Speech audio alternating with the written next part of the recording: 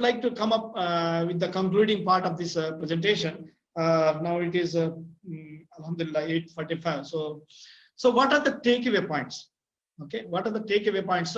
So what I would like to summarize here is, don't be in the syndrome of it will not happen here. As I told you, most of the companies, they do very good when they are talking about the implementation of a work permit system. You ask anything, it is available, but they don't have proper processes for the incident reporting and investigation. So they are assuming that the incidents will not happen to them. So you have to mentally make them ready.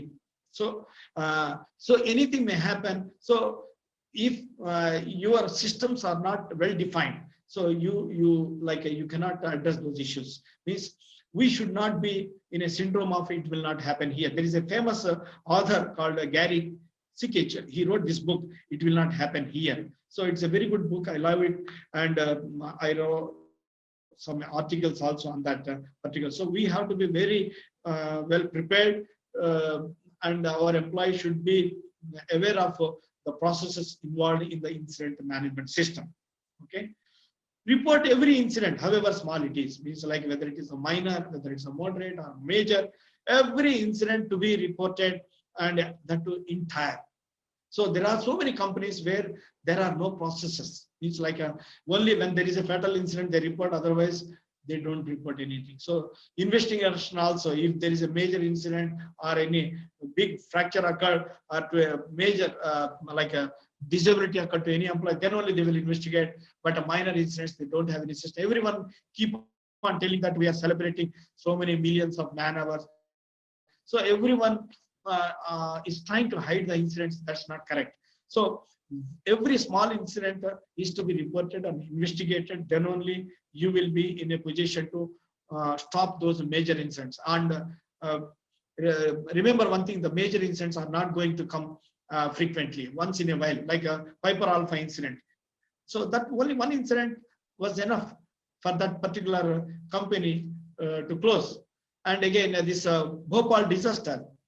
So Bhopal disaster, again, how it happened means the company had to close its operation. It is only one incident. Okay, so those kind of incidents will not come again and again. So to stop that particular one incident, you have to take care of every small incident. Investigate every incident and every near miss, however small they are, and try to find the root causes and address those things and share with all your employees, and then only you can reduce the incidents.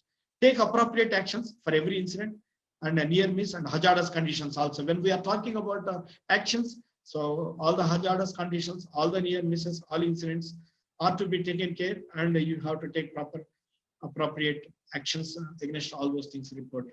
So again, we learned something about how can we enhance HSE performance. Like HSE performance can be enhanced only by reporting the incidents and addressing the root causes. And then incident reporting procedure, you should have an incident reporting procedure.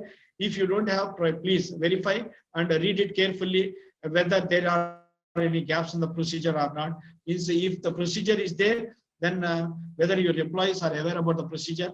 So educate your employees so that every employee in the shop floor or the site should know about the roles and responsibilities.